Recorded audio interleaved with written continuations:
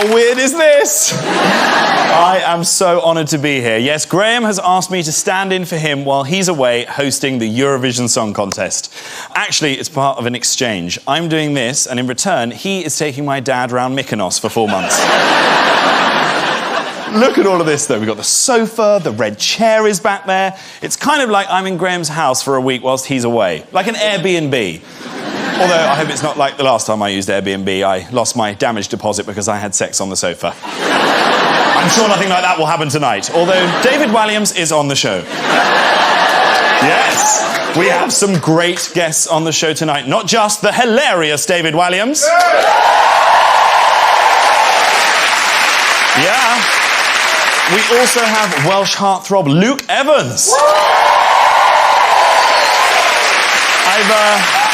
I've been practicing my Welsh so I can impress Luke. I even went to the trouble of learning the name of that Welsh railway station to impress him. Ready? Want to hear it? Oh, OK. Cardiff Central. Nailed it. Oh, yeah.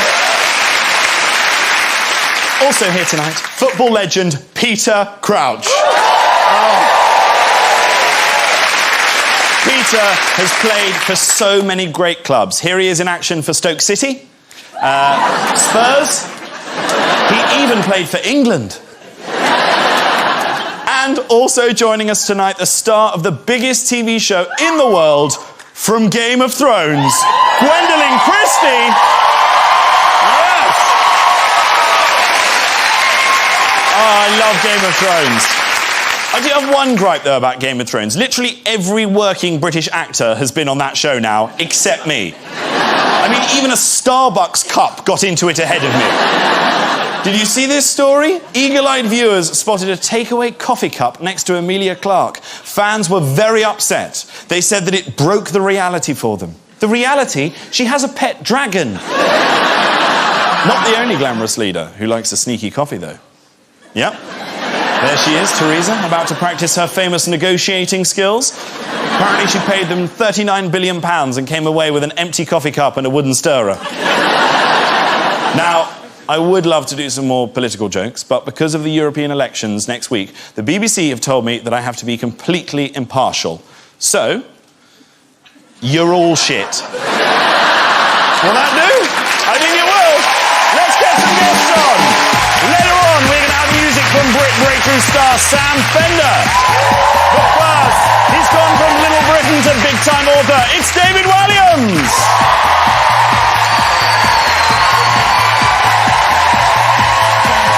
Thank you, everybody. He's finally off the bench. Please welcome Peter Crouch.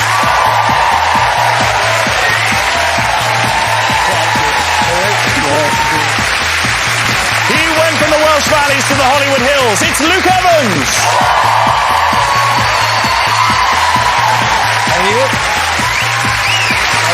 And oh, what a night.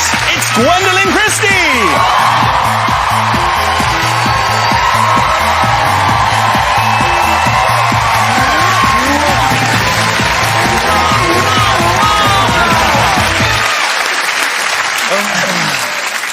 Darlings, darlings, welcome! Welcome to the Graham Norton bus replacement service. All aboard. This is such a great sofa. I'm so pleased to have you all on as my guests this evening. And, oh my God, Gwendoline Christie. This is so exciting. Start of the biggest show on earth. And big congratulations, you've made it through to the end without being murdered.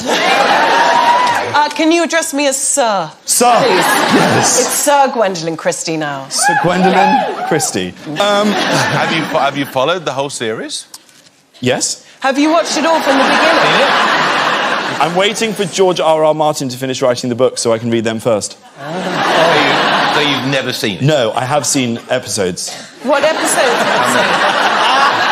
How many? Have you seen my episodes? Yes, I've seen your episodes. I've seen you fighting the Hound. What else have you seen? I've seen you fighting a bear. What else have you seen? I've seen you in some suits of armour. And what else have you seen? I've seen you with Jamie Lannister going... So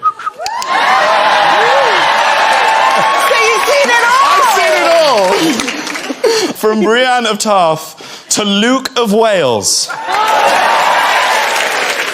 The film that people must recognise you from all the time now is Beauty and the Beast. And Gaston.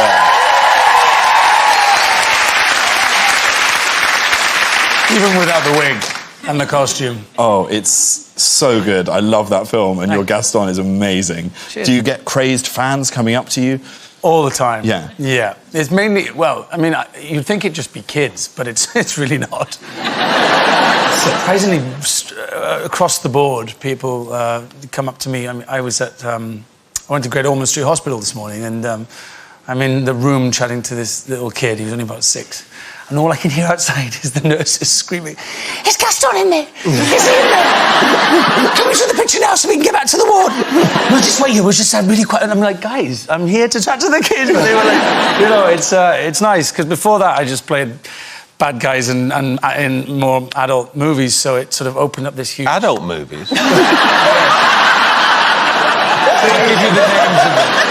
I thought I'd seen you somewhere! You are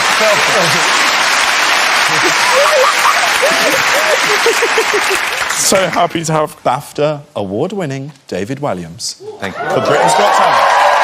Thank you. Well, yeah, Britain's Got Talent won a BAFTA on Sunday night for Best Entertainment Programme. Did you have a fun night at the BAFTAs? You had a hot date? I took my mother. Yes. My mother, Kathleen, came with me to the BAFTAs. And it was great, actually, because she got to meet lots of her favourite TV stars during the evening. And she also met Danny Dyer, who gave her, and I'm not joking, gave her a kiss on the lips. Because she was talking about how she's a fan of EastEnders. He said, "Oh, come here, darling, kiss on the lips." Anyway, she's had some tests done and she's fine.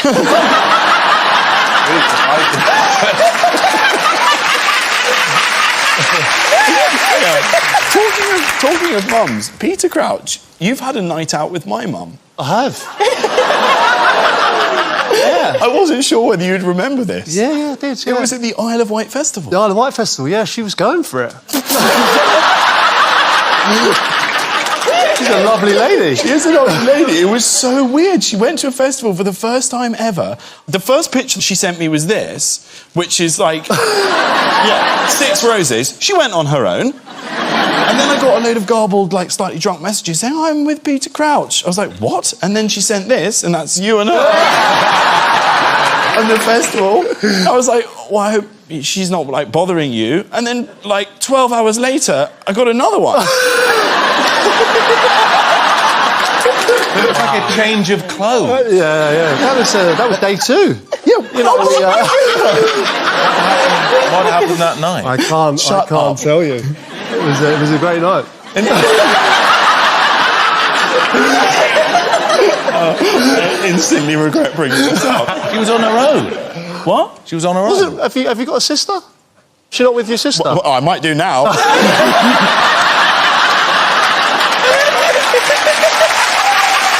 Very cool sister, yeah. OK, we can move on now from that, please. Who wants to talk about Shakespeare? Yes! I do. It's Gwendoline Christie is about to open in one of my favourite Shakespeare plays, A Midsummer Night's Dream. Yeah. Yes! So exciting. It's at the Bridge Theatre from the 3rd of June to the 31st of August. What can you tell me about this production of A Midsummer Night's Dream? Well, interestingly, the projects that I tend to be involved with come with a heavy cloak of secrecy. Yes. So you would assume, this being Shakespeare, that I would be able to tell you everything about the production. But do not be disappointed. Yet again, I cannot tell you anything about the production. No. And I can't, because there are some surprises involved.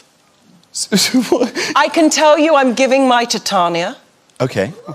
Right. And I can tell you I'm doing some other things. OK. And I can tell you that it is immersive. Immersive? You will be immersed, Jack, when you come to see it, and all of you come to see it, and all of you come to see it. You will all be immersed. Is it audience participation? If you're lucky. Dame Walliams, you've been in A Midsummer Night's Dream. I was in it, yes, with Sheridan Smith a few years ago in the West End. It's a really fun play to be part of. There I am. I was... so I played Bottom, and Bottom gets transformed into an ass during the play, which is why I look like that. It's a great play to be part of, and also it's a good... I think it's a great one. It's a lot of people's first Shakespeare, isn't it? Because you can take kids along to see Midsummer Night's Dream. And it's very much about joy, too. There's lots of surprises in our production, but more overly, you know, in a world full of darkness, it's a bit of much-needed joy. It's twinkling. Yeah, it's no one dies in it, do they? Well, we don't know. In this one, maybe. At the end, they all get murdered by White Walkers. And tell me, when you're doing a play like that, obviously there's a live audience and that brings its challenges.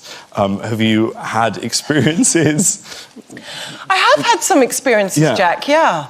I was doing a production in the West End some years ago, and it was very unusual sort of production in that the audience, it was a very different kind of audience. People would come in with takeaway food and eat takeaway food there. Hen parties would come with blow-up dolls, buying seats for blow-up dolls. and also lots of people seemed to be sort of fainting and carried out on gurneys. But the most spectacular of all of these things... Where was the show? The most spectacular of all of these things is that one night, two people in the balcony vomited onto the people in the circle. And then 4 to 6 people vomited onto people in the stalls like some sort of horrendous vomit fountain. And then people were vomiting in the stalls. It was an amazing night out at the theatre, and get your tickets now for the Bridge Theatre Midsummer Night's Dream. What was that? What was the show? I'm not telling you, David. Are you sure you want to do an immersive play? I can't wait. You're in and amongst them. They could vomit on you at any moment. I'm really up for new experiences. Yeah. Not the only person to have trodden the boards. Obviously, we have one of the great actors of his generation, Mr. Peter Crouch. You famously gave us your Robin Hood. Oh yeah. I was 9 years old, to be honest. I was 10 years old, and I played the lead part in Robin Hood. You played Robin Hood? Who played Little John? Well, being a footballer, we don't immerse ourselves in theatre too often. So I missed out. I missed the boat there. But I did play Robin Hood once, and that was... Did you enjoy it? Did you think this is... Or I don't want this, I want the glamour of football and Stoke and Burnley. I loved it. In all honesty, it was. I just didn't mind dicking about, really, and they thought I would be good for the lead role. So yeah, I took it on and I made it my own. I thought. Have you ever been asked to be in a pantomime? No, I haven't. No. I've been quite busy with football over the years. But, you dabble in football, don't you? Yeah, you dabble, yeah. And Luke, before your rise to superstardom, you did have some quite random jobs, not adult filmmaking. But you were a bouncer, you were a secret shopper in Harrods, a door-to-door draft excluder salesman. Bloody hell, yeah, you've done your research. I was very good at that, very good at that job. A hairdresser. Okay. Yeah. Well, yeah, I don't know. I can cut hair. I don't know why I can do it, but I can. I guess I've watched people get their hair cut so many times, you know, while I'm having my own, and I just thought, oh, that's easy enough, you know. Don't you have to train or something? I've seen other people do it, I'll do it. I can like dentistry. See people fly a plane. I wouldn't go near someone's mouth, but I can cut hair. I can men's hair, not women's hair, but I could style women's hair, I think. But I remember once a friend of mine used to run a small boutique hotel in London, and one day he called me up. I wasn't working, I was unemployed many years ago, maybe 16 years ago. And he said, do you know a hairstylist that can come to the hotel this evening because we have a guest that wants to go out? She's arriving, she has a ball gown, she's going out with her husband, she needs someone to style her hair. And I was like, I can do that. And he was like, what? I went, no. I said, I can cut hair. I've been able to cut hair I don't even need to cut it, I just need to style it. It's fine, I can do it. And I can really do with the money. And he was like, Luke, if you mess this up, you know, I'm going to be in trouble. I said, trust me, I can do it. So I got on the bus, Charing Cross Road, up Oxford Street, stopped halfway up to go to Boots, picked up a small hairspray, some pins, and like, got a magazine, looked at the pictures, I can do this, I can totally do this. Turned up, sat in her suite, and she came in, and she was a very lovely woman. She had no clue. I hope to God she doesn't remember this. But she's watching, but... And I did her hair. She got a bottle of champagne, and she treated me like some sort of celebrity hairdresser for like 2 hours while I was like... and I got 90 quid. I pocketed 90 quid. She doesn't know I did it. Amazing.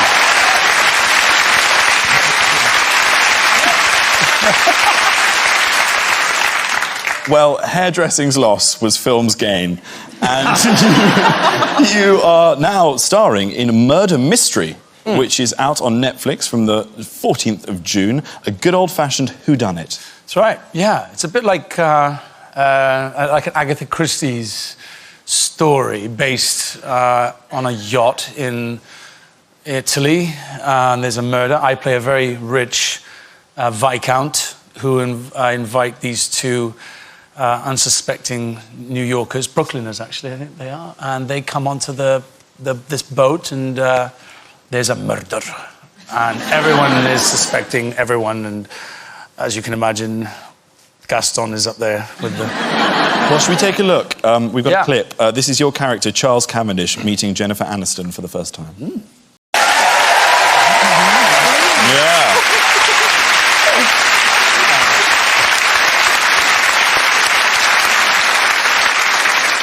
And then he gives her a haircut, and we've got that looks great. It's really fun. It's really, really, really fun. Yeah, I'm looking forward to seeing what people... And this wasn't your first time meeting Jennifer Aniston? That was my first time, but then I went to dinner at her house after we finished the shoot. I was in LA about maybe a month later, and she very kindly invited me to her lovely house, and we had a dinner with her friends, and I still get starstruck. I mean, even looking at that then, I was like, it's me and Jennifer Aniston on the screen together, you know? Yeah. And anyway, so having dinner, and I'm thinking, cool, this is great, everybody's lovely. Doorbell rings, Lisa Kudrow comes in with her husband, and I'm like, okay, Rachel and Phoebe are in the room now. Like, stay cool, keep your hand off the mobile phone. And she says, Phoebe, Lisa, sit next to me. Oh, so embarrassing. But you know, it's I think it's quite nice to still have those pinch me moments. You know, it never gets normal, this industry and this business. And you know, for a moment, I was just sitting between Rachel and Phoebe, and they were having a chat. You were in an episode. Wow. Should have gone as Charles Cavendish. He did fun. Yeah, it's very fun, very enjoyable job. We spent most of the summer in Lake Como, Portofino. Oh, it was amazing. It's so tough, so hard. Yeah, it's never that fun, and it's never that great, as you well know. It's never that good. So, you know, I thought, no, I'm going to do this. Yeah. So. We have some pictures of you hard at work whilst filming Murder Mystery. This is Luke hard at work. This isn't an anomaly on your Instagram feed. Well, I had a good summer. I follow you on Instagram. I mean, the only word that I could use to describe your Instagram feed is... Really? Thank you very much. Luke. And I just had a great summer, that's all I'm saying. Dude, I scroll and need to go for a cold shower after those. This is one of my faves. Oh, damn it! I forgot to pack a shirt again. You actually you commented on that picture. Did I? What did he say? You said, little cuts make everything look better.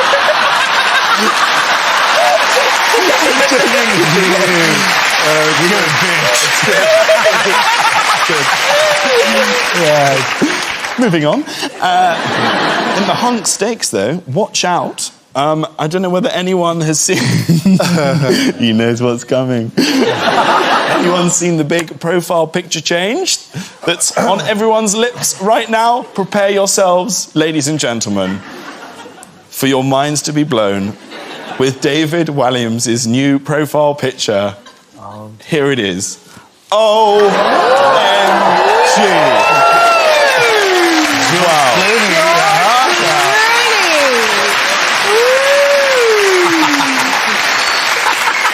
Someone's inflated George Clooney.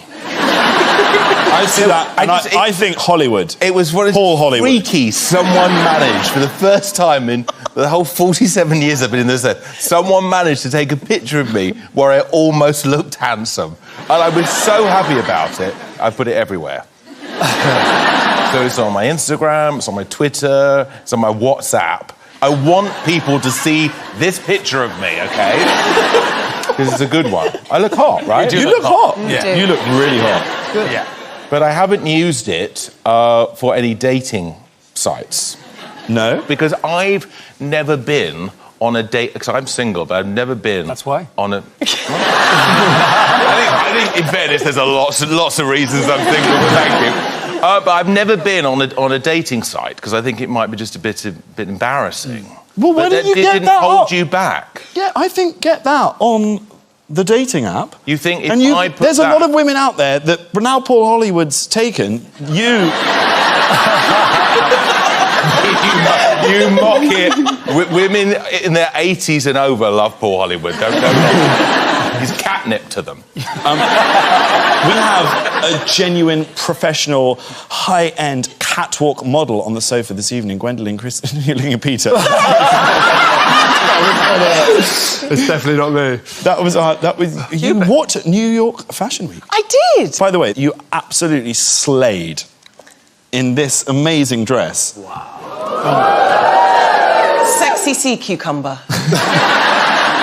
That's what that was. Is your face just going, don't fall over, don't fall over, don't fall over? There was, I was on the plane and my friend In was... that? Yes, I was flying the plane in that. That was the plane that took me to New York. I was receiving messages from the amazing Katie Grand saying, do you want to wear this look to close the show? And I was thinking, I should probably wear something more normal. You know, I should probably try and normalise myself. And then I got there and I saw the normal option. And then I saw this and I thought, you can't deny who you are. You're a sexy sea cucumber. Hell yeah! It's so cool. It's so cool. Peter, have you ever done any modelling? I might have done. Yeah, who's laughing? No way. That's Abby. Serious question. It's Abby. But in the early days, were there any photo shoots or, modelling? So have you got a picture of you? No. No, but were there any experiences that maybe you regret? Yeah, there was a naive footballer. Yeah, well, I remember joining QPR when I was 19, and I was told by the then manager, Jerry Francis, that it would be a good idea to do a photo shoot for a certain newspaper, and I'm sat in Robin Reliant dressed as Rodney Trotter. Oh, no. Brilliant. Yeah, so it wasn't my finest moment, but I'd like to say those photos haven't haunted me, but they have. Well, we probably don't need to show them. Yes. You want to see them? I want to see it. Brace yourselves. Here we are. Amazing.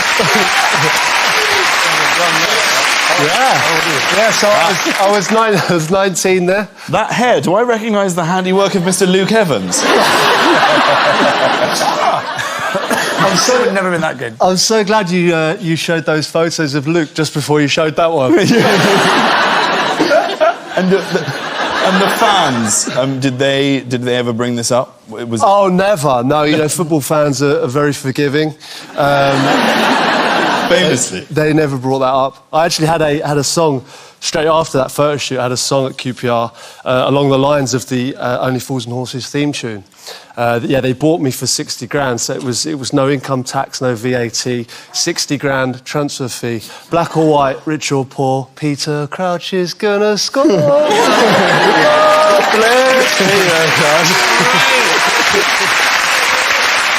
Good song. What's the famous one about you when you're at Liverpool? Liverpool, yeah. He's big, he's red, his feet stick out the bed. One of my favourites, actually. There are so many. There is even a Welsh-themed Peter Crouch chant. If only we had a Welshman with a wonderful voice that could perhaps belt out. Are you up for this? What is it? I genuinely found a Peter Crouch song that is to the music of Bread of Heaven. Give it here. Let's have a look. Give it there. Worried about the lyrics here. No, don't worry. Not too bad. Should I do it in a Welsh, really strong Welsh Oh, accent? yeah, it's got to be proper Welsh, really Scott. 6'7", 6'7", Crouchy scoring evermore, scoring evermore. Crouchy scoring evermore.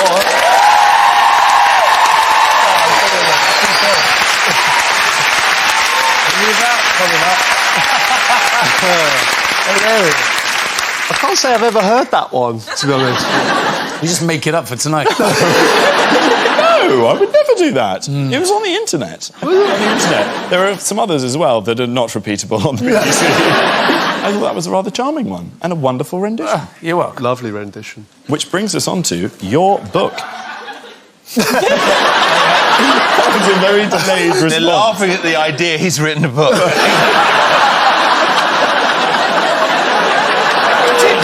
We could read. Get on the author here. This is your book. No, it is a genuine. It's the first time he's seen it.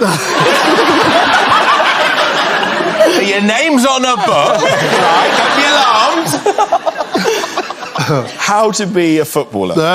Yeah. That's the name of it. Presumably that is the first page. Well, you've already messed up. You've bought a book. No. Genuinely, I've had a lot of people saying to me, so I've read it, and I'm not there.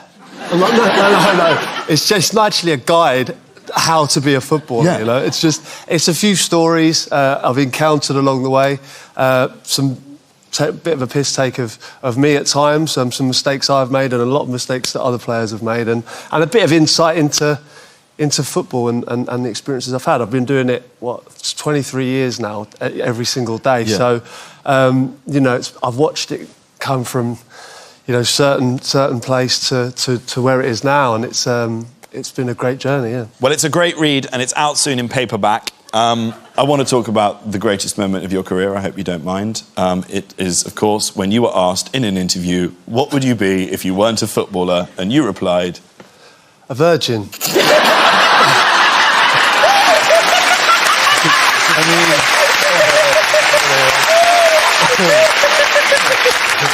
That was the day the legend of Crouchy began. Has that quote followed you round? No, it has, a lot. Yeah, It's the best answer to any question in any interview ever. Well, it was just a long day, to be honest. And, it was just the first thing that came to mind, and I said it. And yeah, like 10 years or however many years later, it's people are still talking about it. Well, you've come on from there. You're now married to the wonderful Abby. Beautiful. What's this waiter? What's his game here? Do you know what? I've seen this picture before, and I thought it was Alex Turner from the Arctic Monkeys. He's literally giving you the side-eye emoji. How did he nick that? No, because this is the thing that you say. The people come up to you and they just have no, was there an incident with Prince Harry? Yes, there was, yeah. No, I was playing a charity game, and he came into the dressing room and was meeting everyone, and he was really friendly to everyone. And then when I met him, he said, Crouchy. And I said, yes. And he said, how did you bag Abby? And that was obviously pre-Meghan, so, now I could have had to go back at him to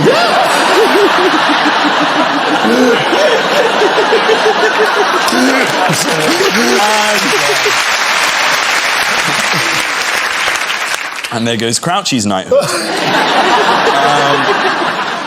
Peter, you do often top the lists of people's weird crushes. But I am afraid to say you did not make this game, which was sent in to me, which is the new card game, Weird Crushes. 55 hunks. It's like a kind of top trumps with weird crushes. got people like Eamon Holmes, Ed Miliband, Noel Edmonds, Alan Titsmarsh. Oh, Titsmarsh. Titsmarsh. Rated in 5 from sex appeal, charisma, star likability, fame. You get a rating. Do you know who did, however, make the weird crushes? Mr. David Walliams. There you are. Thank you very much. Yeah. Thanks. Yeah. Pretty impressive. Sex appeal 5 out of 100. Out of... No, it's out of 10. You have a sex appeal of 5. Well, that's sort of neutral, isn't it? Neutral. It's just sort of like, there isn't one really. Yeah, that means they rate you as having the same sex appeal as Ainsley Harriott. And 1 below Simon Cowell. You're just below Simon Cowell. With Simon Cowell, he has a high wealth rating and a high... Or is there a fame? His fame is 10, your fame is 6. Yeah. But I beat him on something. What is it? Likability. You wipe the floor with him on likability. Likability. Hey, it could be worse. You could be Ian Beale, who they've given 1 to across the board. Also, I mean, don't put him in there. Like, that's not even his name. He's not... Ian Beale is a fictional character. And if you're going to just give him 1s, that's not a weird crush. That's just a character assassination. His name is Adam Woodyat. And he does not have charisma 1. I've met him. It's at least a 2 or 3. Poor Adam Woodyat. Do any of you wish to admit to having a weird crush? Gwendoline? I might have had a weird crush. OK, pray tell. Basil Brush. Not what I was expecting. It's true. Basil Brush? Yeah. A fox. Huge tail. Yeah. Bushy. Fiery redhead. Strong teeth. Strong teeth. Yeah, That's what I look for. Does anyone in the audience have a weird crush that they would admit to? Philip Schofield. That's not a weird crush, that's just a crush. Everyone loves Pip. You, Jack! You? Oh. Thank you. No, she said Hugh Jackman. Oh, Hugh Jackman.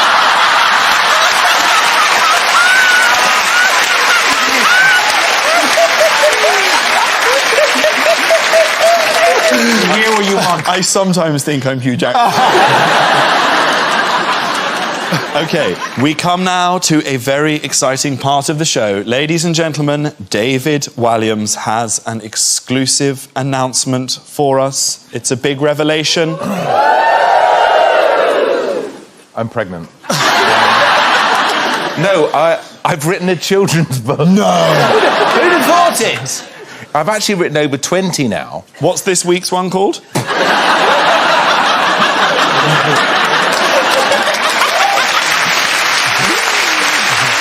Today, it's called The World's Worst Teachers. I've done 3 volumes of these comedy books called The World's Worst Children, and I thought it'd be fun for the kids to get their own back on the teachers. So these are 10 funny stories. I really designed it for reluctant readers, and I do get lots of parents coming up to me saying, oh, I couldn't get my son or daughter to read a book till they read one of yours. So I just want to make a book that's totally fun, full of jokes, full of pictures, and hopefully we'll get even the most reluctant reader, even someone like you, reading. You see, I wanted to cane his book, really, give him a bit of stick for it, because he gave mine a bit of stick, but they're actually very good. Thank you. I read them to my kids, yeah. Thank you. We're on The World's Worst Children, too. Are they enjoying it? They're loving it, yeah. Oh, thank you very much. It's out on June the 27th in all good bookstores, and the bad ones. You can get it anywhere.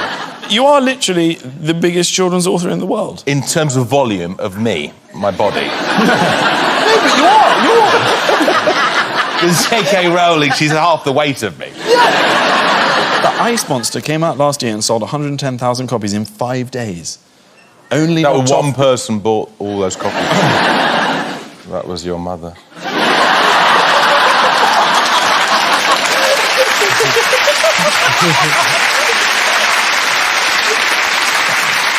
she doesn't like those. She prefers this one. Oh, dear. Where do you get your inspiration for these books? Well, I get a lot of ideas sitting on the toilet, actually. No, I don't. Which location? I mean, okay, sorry. What a ridiculous answer. The thing is... Actually, no. Let's go back. You sit on the toilet when you write them. Well, I think sometimes just when you're doing nothing, that's when you have a really great idea, isn't it? When you're sort of doing nothing at all. But I just try and come up with ideas that would make me laugh, and I hope they will make kids laugh too. I don't think you can second guess what kids are going to laugh at. But I have a lot of fun writing them. It's an amazing thing. I think having that and Britain's Got Talent is sort of just so big with kids. It's your 8th year of doing the show. 8 glorious years on Britain's Got Talent. ITV1 Saturdays at 8 p.m. It is BAFTA winning. What? It is. Well, yes. It won BAFTA. Congratulations. Yeah, I don't know what that means, but it did. And we have a clip. Oh, should I just explain what it is? Nope. No. Well, it was wonderful. We had this school come onto the show. They're just ordinary school kids and their teacher from Flake Fleet Primary School, which is outside of Blackpool. Yeah. And they were just ordinary kids. Started off with like 5 kids on stage. And they started singing Don't Stop Me Now by Queen. And then more and more kids joined over the time of the song, and they were all acting out all the sort of imagery of the song. They were acting it out, and in the end, it was like 3,000 people in the audience were on their feet, all sobbing because it was the most beautiful, joyous thing they'd ever seen, including me. And I very rarely cry. I know, you're a husk. And then I was so moved. We have this thing on the show where we can put someone through to the live semi-finals. Yeah. They don't have to go through any other stages. And I gave them my golden buzzer. And I was thinking, book sales.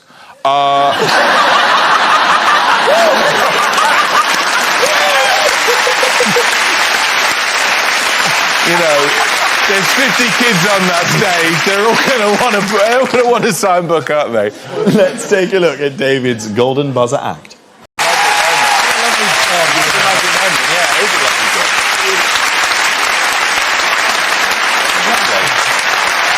Right, it's time for music. This British rock star won the Critics' Choice Award at the Brits this year, and his much-anticipated debut album is out this summer. Here performing Hypersonic Missiles, it's Sam Fender.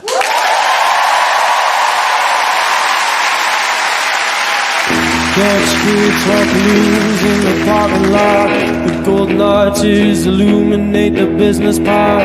I eat myself to death, feed the corporate machine. I watch some movies, recite every line and scene. God bless America and all of its allies. I'm not the first to live with wool over my eyes. I am so blissfully unaware of everything.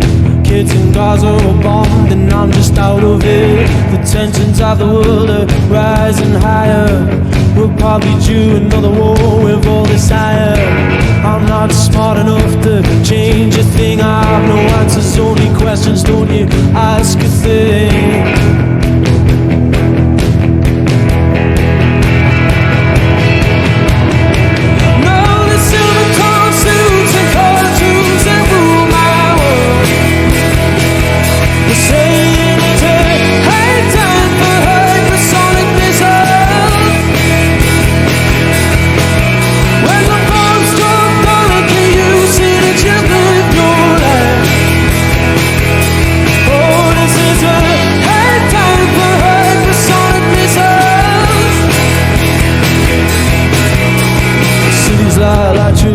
All across the world, the cards are eating mankind, hidden in our blind side. They see I'm a nihilist, cause I can't see any decent rhyme or reason for the life of you and me. But I believe in what I'm feeling, and I'm falling for you. This world is gonna end, but till then, I'll give you everything I have.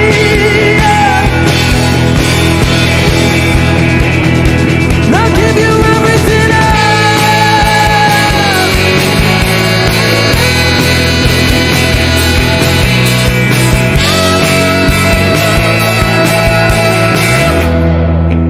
Oh,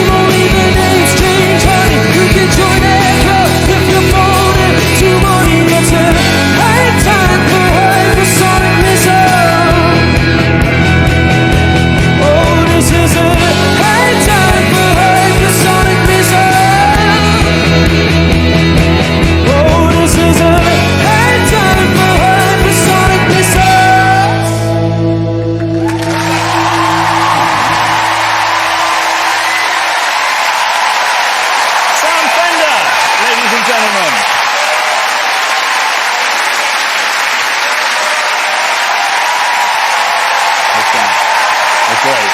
Very good, man. Good to see you.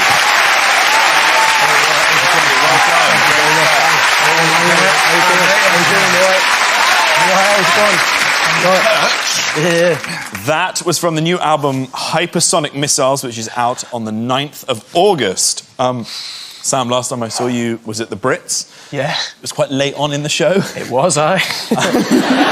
You looked like you were having fun. I had a great time, aye. Do you remember much of the night? I just remember I was the only person that you didn't completely annihilate. So I was really happy about that. Like, I sat down, I told you I was nervous, and I was like, he's going to rip 10 bells out of his ear. And then I said, mate, Lauren's a big fan of yours. And then you went, give me a number.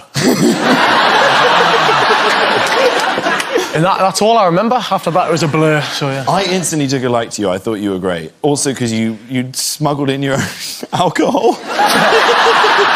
Which I thought was such a baller move. Take a boy out of Shields, yeah. Yeah, amazing. And you're about to go on tour? Yeah, well, we've just actually finished the tour, but we've got a tour at the end of the year, yeah. You're about to continue your tour? Yeah. They're working more hard. No, it's good. And is it on this tour that you're going to be playing in Sting's Sex Castle? Yeah. A bit before that, it's festival season, yeah. We're going to do, we're playing the Priory Castle, which is a castle in my hometown. Yeah. And it's where Sting famously lost his virginity. Which, it's how it all happened was I was doing an interview and I heard about it.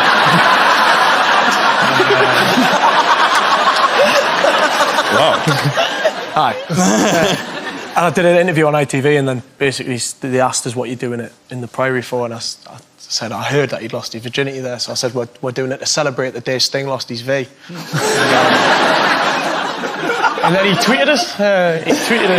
And you know what it is? I thought, actually, this is going to go horrendously wrong, but he took it really well. And then he came to a show in Canada and burst into me dressing room. Oh, thank God. Have a beer. And then you lost your virginity.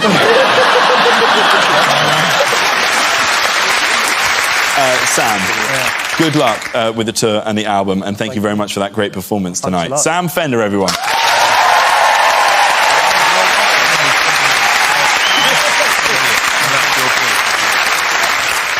That is nearly it, but before we go, just time for a visit to the big red chair.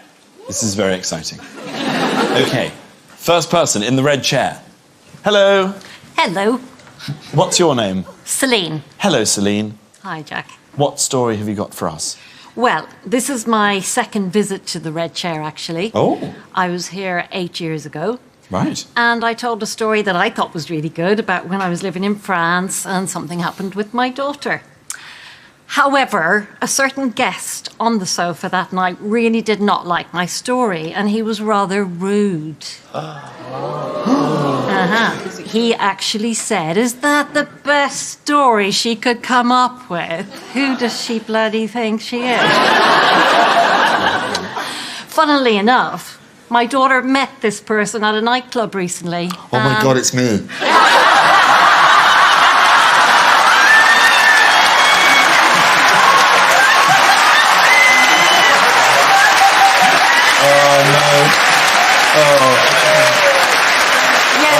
Yes, Jack, it was you. I sent you a message, didn't I? Yes. Oh my God. No, thank you very much. You did apologise. I know, I'm so sorry. Okay.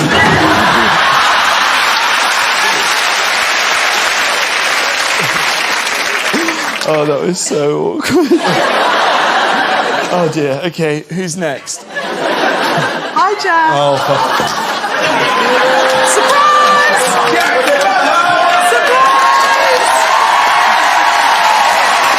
Hi, Peter.